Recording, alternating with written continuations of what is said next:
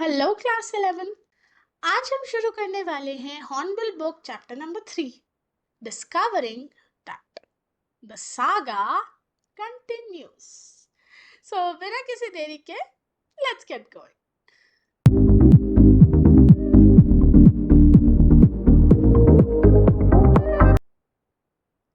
सो central idea क्या है इस लेसन का?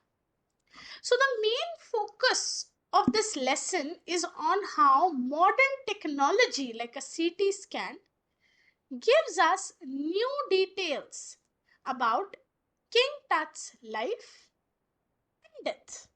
अब पहले तो ये समझते हैं कि किंग टट इतने पॉपुलर क्यों है।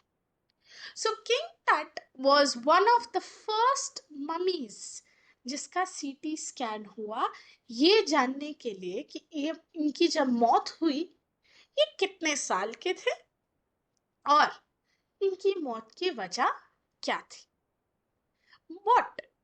What is interesting is इसके टाइटल को ध्यान से देखिए, डिस्कवरिंग टट द सागा कंटिन्यूस। तो इनके टोम के डिस्कवरी के बाद भी कई सालों तक इन दो क्वेश्चंस का आंसर हमें नहीं मिला था। इसीलिए ये लेसन बहुत ही एक इंटरेस्टिंग इंसाइट आपको देगा about the life and history of Egyptian pharaohs, right? And कैसे आज की टेक्नोलॉजी का इस्तेमाल करके हम हिस्ट्री के उन सवालों का जवाब ढूंढते हैं। सो ये जो साइंटिफिक प्रोग्रेस है challenges old ideas and helps solve historical mysteries. अब इस नई प्रोग्रेस के जरिए पुराने जमाने में की हुई अजम्पशंस को चैलेंज किया जाता है एंड जो उनकी मिस्ट्रीज थी इन द पास्ट उनको सॉल्व करने का तरीका खोजा जाता है।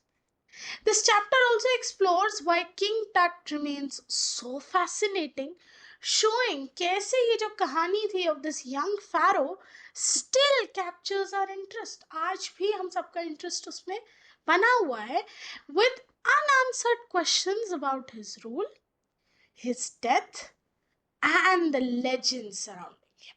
उनके रूल का दौर मतलब जिस टाइम वो राजा थे, उनकी मौत की वजह, उनके अराउंड चली वो कहानियां। सो ये स्टोरी हमें उन सब का आंसर कुछ हद तक देगी। तो चलिए शुरू करते हैं with knowing one of the most important character of the story, king Tutankhamun, और उनको ही शॉर्ट में हम बोल रहे हैं किंग टट। He was just a teenager when he died। So King Tut की मौत अपने आप में एक बहुत इंटरेस्टिंग लेजेंड है हिस्ट्री का, बिकॉज ऐसा माना जाता है कि वो एक टीनेजर थे जब उनकी मौत हुई। The last air of a powerful family, एक बहुत पावरफुल फैमिली के आखिरी वंश थे वो। एंड उनकी मौत के साथ ना केवल उनकी फैमिली का रूल खत्म हुआ बट एक डायनेस्टी का ही एंड हो गया इजिप्ट में। सो he was the last heir of a powerful family that had ruled Egypt and its empire for centuries। सदियों से उनका राज था वहाँ, and he was laid to rest, laden with gold and eventually forgotten। तो जब उस राजा की मौत हुई उनको गोल्ड के कॉफिन में गोल्ड से लाद के, एक्चुअली हिंदी वर्ड लादना, like gold jewellery, ornaments and even काफी सारी सोने की चीजें उनके साथ दफनाई गई एंड फिर भुला दिया गया। Since the discovery of his tomb in 1922, the modern world has speculated about what happened to him। But फिर आया 1922 का वो साल जहां पर उनका टूम डिस्कवर हुआ एंड तभी से मॉडर्न वर्ल्ड को इंटरेस्ट आ गया उनकी हिस्ट्री जानने। एंड तब से स्पेकुलेशंस लाइक अंदाजे लग रहे हैं कि क्या हुआ था किंग टट के साथ, with murder being the most extreme possibility।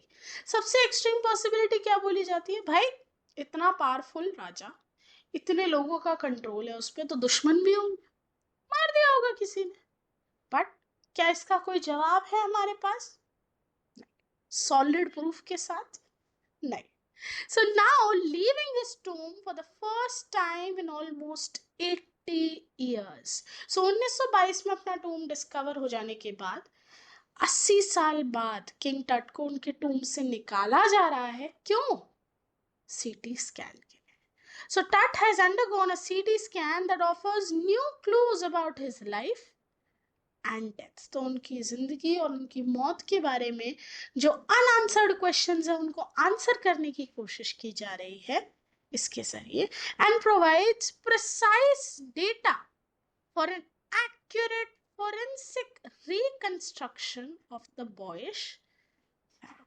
तो सीटी स्कैन के जरिए वो प्रिसाइज डेटा मिलेगा जिससे फोरेंसिक्स टीम रिकंस्ट्रक्ट कर पाए उस बॉयश फैरो का फेस एंड काफी सारी चीजें दुनिया को बता पाए उसके बारे में. So this is the picture I have taken from the NCERT. Now an angry wind stirred up ghostly gust devils as King Tut was taken from his resting place in the ancient Egyptian cemetery known as the Valley of Kings. So, जो symmetry, पहले तो symmetry समझते क्या होते हैं, जहां पर दफनाया जाता है लोगों को. तो ये एक एंशियंट इजिप्शियन सिमेट्री है जिसको बोला जाता है वैली ऑफ द किंग्स. तो यहाँ पे सिर्फ रॉयल्टी, जो बड़े लोग हैं, उन्हीं को दफनाया जाता था. अब ये जो आप देख रहे हैं पिक्चर में, दिस इज द टूम्ब जिसके अंदर जाके नीचे की तरफ एक कमरे में किंग टट का कॉफिन था. सो जिस दिन इसके अंदर जाके उस कॉफिन को बाहर निकालना था, जिस दिन लोग इस कॉफिन में अंदर जाके किंग टट को बाहर लेके आने वाले थे, कैसा मौसम था. एक angry wind stirred up ghostly dust devils. इसका मतलब बहुत तेज हवाएं चल रही थी और उन हवाओं के चलने की वजह से जो रेगिस्तान की रेत है वो उड़ रही थी हमारे आसपास. किस दिन? जिस दिन किंग टट की बॉडी को बाहर निकालने वाले थे.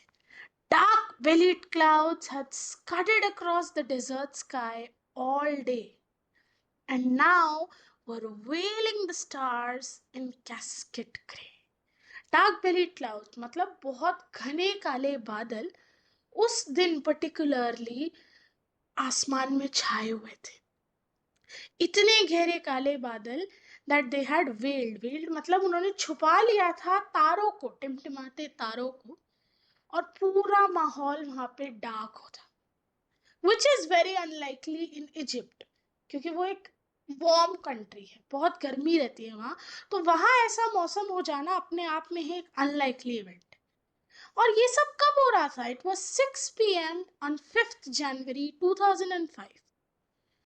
The world's most famous mummy glided head first into a CT scanner brought here to probe the lingering medical mysteries of this little understood young ruler who died more than 3,300 years ago. So शाम के 6 बज रहे थे, 5 जनवरी 2005 का वो दिन, जिस दिन उस मम्मी को सबसे पहले सर की तरफ से, so that's what they say, glided head first into a CT scanner. CT scanner में सर की तरफ से बॉडी को एंटर कराया गया. क्यों? To probe means to answer all those questions, वो सारी मेडिकल मिस्ट्रीज जो किंग टट के अराउंड चल रही थी. एंड उनकी मौत को लगभग कितने साल हो चुके थे? 3300 साल, 3300. एंड इट इज सरप्राइजिंग कि वो ममीफाई इस तरह से हुई थी इनकी बॉडी कि अभी तक द बोन्स वर देयर, जिससे वो सारे अनआंसर्ड क्वेश्चंस का आंसर ढूंढा जा सकता. All afternoon, the usual line of tourists from around the world had descended into the cramped rock-cut tomb, some 26 feet underground, to pay their respects. So, उस दिन particularly एक लाइन थी tourist की, वो अराउंड द वर्ल्ड से आए थे उस मोमेंट को देखने. एंड उनमें से कईयों ने हिम्मत भी की उस टूम के अंदर नीचे तक जाने की और देखने की किंग टट की body. They gazed at the murals on the walls of the burial chamber and peered at Tut's gilded face. So उन सब ने ना केवल किंग टट के उस कॉफिन को देखा, उसके आसपास जो बरियल चेम्बर था, chamber is the room and burial chamber is जहां पर उसकी बॉडी को रखा गया, तो उस बरियल चेम्बर की दीवारों पे जो चीजें लिखी थी, जो सिंबल्स बने थे, उनको ध्यान से देखा. And that's gilded face. Gilded face is the gold plated. Now this is not the real face actually. Gold का कॉफिन उनके फेस के शेप का बनाया गया था एंड उस पे इंट्रिकेट डिजाइनिंग की गई थी. The most striking feature of his mummy shaped outer coffin lid. तो ये उनका आउटर कॉफिन लिड था जो उनके चेहरे को ऐसा अज्यूम किया जाता है रिजेंबल कर. Some visitors read from guidebooks in a whisper. Others stood silently, perhaps pondering Tut's untimely death in his late teens, or wondering with a shiver if the pharaoh's curse was really true. तो वहां पे कुछ visitors गाइडबुक्स में चुपचाप पढ़ रहे थे king टट के बारे में, ऊपर, अंदर नहीं, बरियल चेम्बर में नहीं. कुछ वहां चुपचाप खड़े थे, सोच रहे थे कि किंग टट की मौत क्यों हुई. लेकिन कुछ वहां थे जो डरे हुए थे, कपकपा रहे थे, बिकॉज वो जानते थे फैरो के श्राप के बारे में कि डेथ और misfortune falling upon those who disturbed him. अब वो 3300 साल से वहां है, तो क्या कभी किसी का मन नहीं किया होगा उस टूम के अंदर जाने का, देखने का, या वहां से चीजें चुराने? किया होगा. बट इजिप्शियंस में एक लेजेंड है कि कोई भी अगर किसी मम्मी की बॉडी को छेड़ता है तो या तो उसकी मौत हो जाती है या उसकी लाइफ बहुत ज्यादा खराब हो जाती है. तो हर कोई ये सोच रहा है कि मौसम का अचानक से इतना खराब हो जाना, क्या ये एक साइन तो नहीं है कि जितने भी लोग यहाँ हैं उन सबको फैरो का श्राप लगने वाला है. So people were very afraid. The mummy is in very bad condition because of what Carter did in the 1920s. So जब सीटी स्कैन के लिए मम्मी को लेके आए, तो जो उस टाइम के जनरल सेक्रेटरी थे of Egypt supreme council of antiquities, mister जाही हवास, उन्होंने उस बॉडी को देखा और कहा कि मम्मी की हालत बहुत ज्यादा खराब है. एंड ये सब किसकी वजह से? This is because of mister Carter, जिन्होंने सबसे पहले इस मम्मी को डिस्कवर किया था. Carter, Howard Carter, that is, was the British archaeologist who in 1922 discovered Tut's tomb after years of futile search.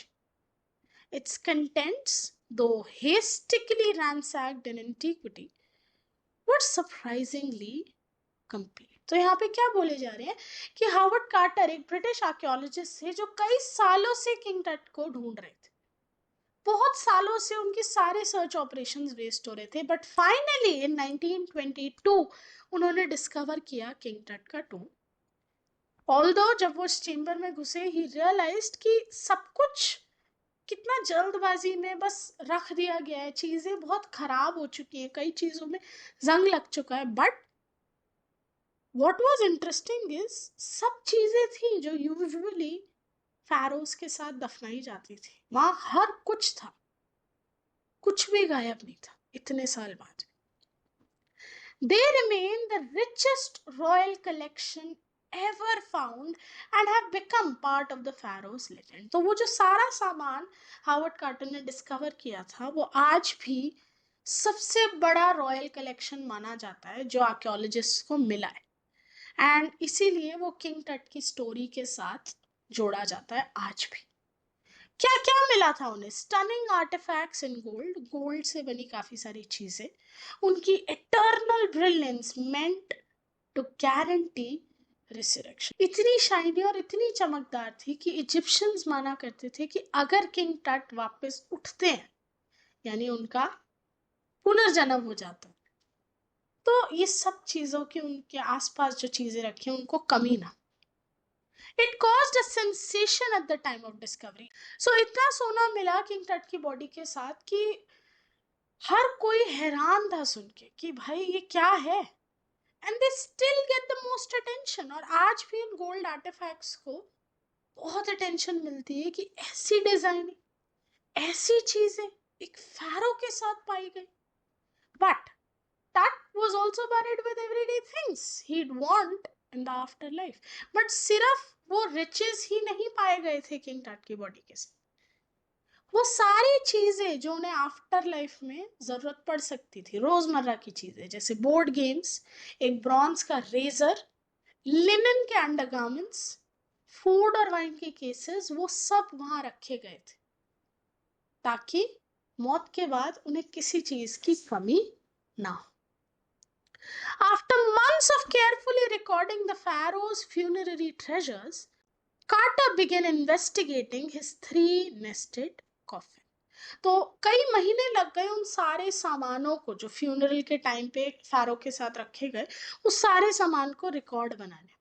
इतना सामान था. एंड फाइनली अब बारी आई थी उस 3 लेयर कॉफिन को देखने की, चेक करने की.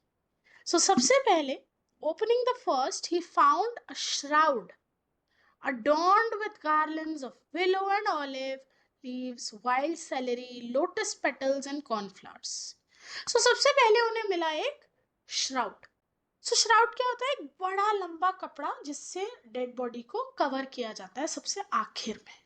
और उस श्राउड के साथ क्या क्या, तरह तरह के फ्लावर्स और लीव्स. और वो सारे फ्लावर्स और लीव्स एक फेडेड एविडेंस दे रहे थे कि ये बरियल मार्च या अप्रैल में हुआ है. ठीक है.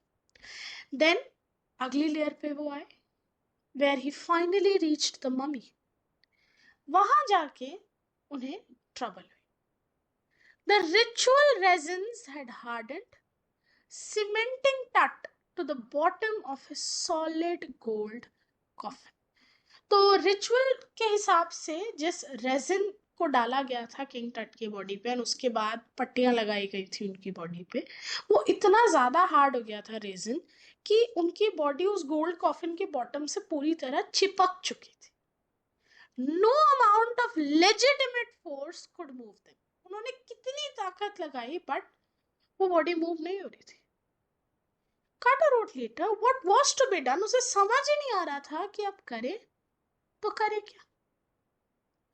The sun can beat down like a hammer this far south in Egypt. तो ऐसा माना जाता था कि इतनी दूर इजिप्ट में सूरज की किरणें इतनी तेज आती है कि हैमर जैसी चीज भी पिघल जाती है. हैमर का लोहा भी ऑलमोस्ट पिघल जाता है. तो कार्टर ने कहा चलो कोशिश करके देख लेते हैं, इस बॉडी को धूप दिखाते हैं थोड़ी, क्या पता वो रेजिन हल्का सा लूजन आउट हो जिससे हम उसे कॉफिन के बॉटम से एटलीस्ट पिक कर सके. For several hours she set the mummy outside in blazing sunshine that heated it to 149 degrees Fahrenheit. तो कई घंटों तक उन्होंने उसे बाहर रखा कि शायद ये हीट होके कुछ हो, बट नथिंग बज्ड, कुछ भी नहीं हुआ.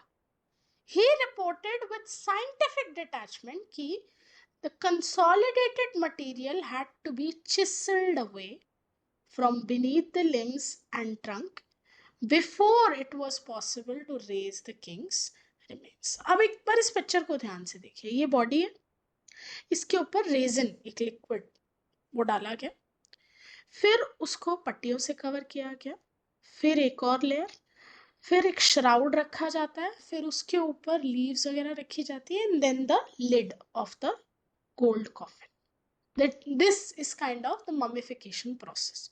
तो सबसे पहला जो 3 लेयर कॉफिन की मैं बात कर रही थी, सबसे पहले ये गोल्ड का कवर था किंग टट की बॉडी का, उसके ऊपर एक श्राउड था जिसपे लीव्स वगैरह रखी थी, वो टाइप.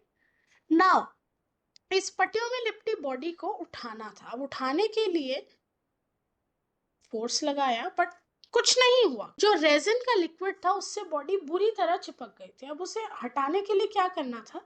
एक छेनी और हथौड़ा लाके ठोकना था. ठोककर लिम्स और ट्रंक्स की तरफ से उस बॉडी को कॉफिन से अलग करना था, एंड तभी किंग टट की बॉडी को वहां से निकाला जा सकता. तो उन्होंने अपनी साइंटिफिक रिपोर्ट में लिख के भेजा कि this is the only option I have.